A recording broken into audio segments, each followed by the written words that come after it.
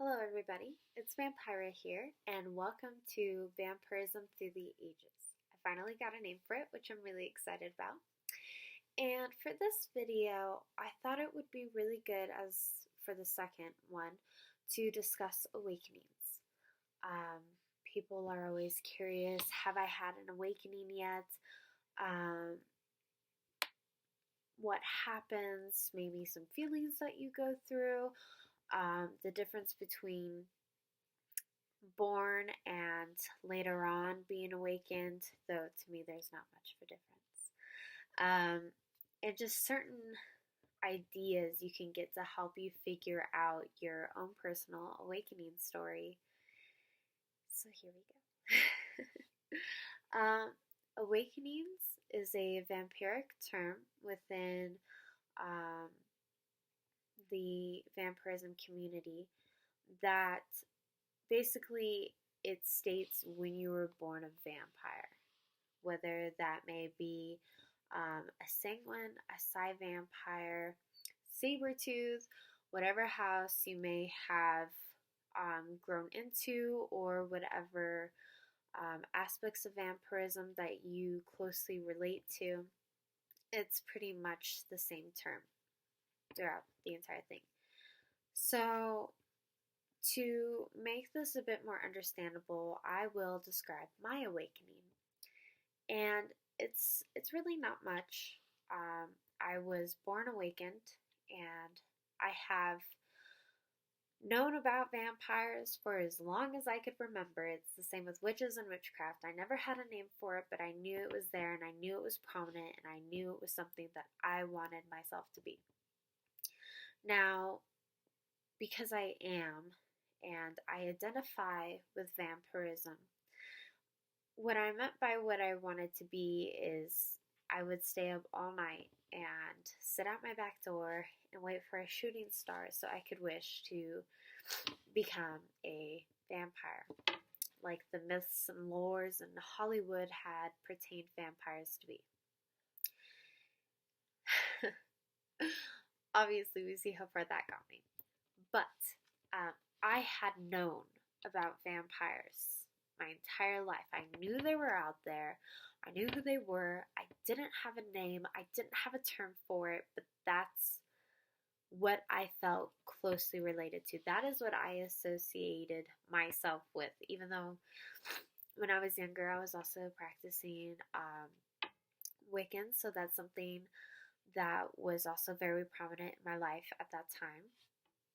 And through the years, I had done a lot of research through the vampire community, reading through psychic vampire stories, terms, what they do through the blood drinkers in the vampire community, trying to pretty much find exactly what I fitted into.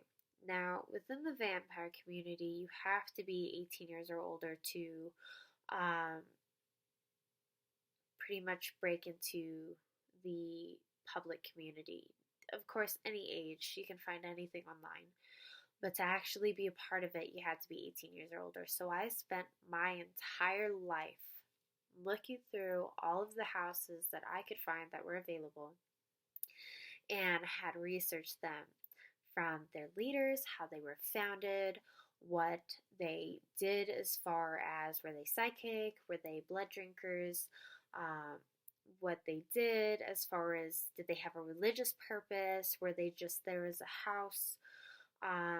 And finally, when I came to be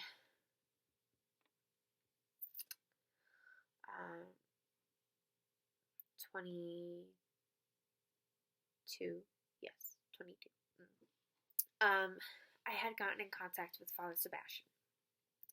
He was coming to Denver to work some things, and I had read about the Sabertooth clan. And not only that, but I had watched him, Michelle Belanger, and Dawn the Vampire growing up through all the documentaries that they were in. And I had found his esoteric order, the Ordo Strigoi Vai, as one of the houses that I was interested in joining. And when I had gotten in contact with him, what I had felt was a lot different than what I got from other houses that I had in contact with. He was open, he was generous, very friendly, open-minded. He was willing to teach me all of this stuff, and the other houses seemed very serious. Monotone, spoken riddles, didn't really go into much as far as how I could join, things like this, and pretty much for me to join the Sabretooth clan, it was just getting a pair of fangs made by his own hands in person. To get involved in the Ordo Strigoi Vai, which I am also a part of, you pretty much have to be chosen. You have to show purpose and that you're a right fit for it. So that was what I consider a second awakening, because it literally pertains to what I live. I'm not very magical anymore. I think I lost a lot of that when I started getting away from practicing it every day. But this house is something that flows inside me. Being a vampire flows inside me. When I talk to people about it, I consider it being a race. It's a species. It's what I identify with. I may die in the end. I may bleed. My wounds may not heal. But I am a vampire. That's what I am. Awakenings are different for everybody. Some people, though they identify with the vampire archetype, they may never have an awakening if they know exactly what they're looking for. Though I believe everybody has their own awakening. If you identify with the vampire archetype and you feel it in your bones, that's your awakening. Others could have more interesting experiences. Sorry, he's gonna start.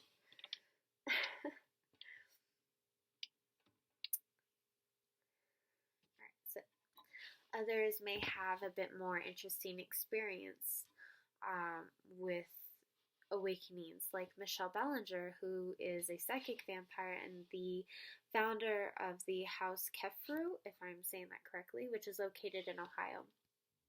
And her first noticings and her awakening was she was sitting in school, staring at this woman in front of her, and she just got into this daze. Like, she was just really, really focused on her. What had happened is the little, or not the little, the girl, this was back in when she was in high school, just dropped. Her head just dropped onto her desk. From that moment on, she started researching and she figured out that she was a psychic vampire. And that was her awakening in finding out what she is. A psychic vampire, or a psi vampire, I'll bring up psi a lot, is somebody who feeds off of energy. When it's not controlled, it can be very, very dangerous. You're feeding off of somebody's life force. Our auras have different stages, and if you don't know which stage to keep in, and if you don't know how to bring in and utilize this energy correctly, you can really harm the person that you're feeding off of. People who are donors, or what they are called black swans within the community, usually they will be interviewed and go through this process to make sure that you're the correct fit for the psi vampire and the sanguine vampire. I will be delving more into those two later, but I thought I'd just bring that term out because I'm using it in this sense. So, awakenings vary immensely. And they can change. You know, an awakening from when you were younger to finally figuring out who you are as an adult, and that can give you several awakenings. It it definitely varies a lot. From extreme to like Michelle Belanger's to me, where I've just known, and I have made it my pursuit to figure out vampirism and to figure out who I am and how I can bring this into my real life self and my everyday life. So it's all just an adventure for it. Um, I don't believe awakenings can be forced. Some think an awakening is spiritual. I sort of think that as well. I also consider it sort of an epiphany. Like, oh, finally, I realize who I am. That this is me. This is who I am. This is what I'm meant to be. This is who I identify with. It's simple in terms of speaking about it, but it's also extremely complex as far as what does it feel like? What happens? What do I do? You know, there's so many questions, but it varies for everyone. I can't stress that enough. I've had people explain, well, or ask me, how can I figure out my awakening? How can I make it to where I know? Well, sometimes you just don't.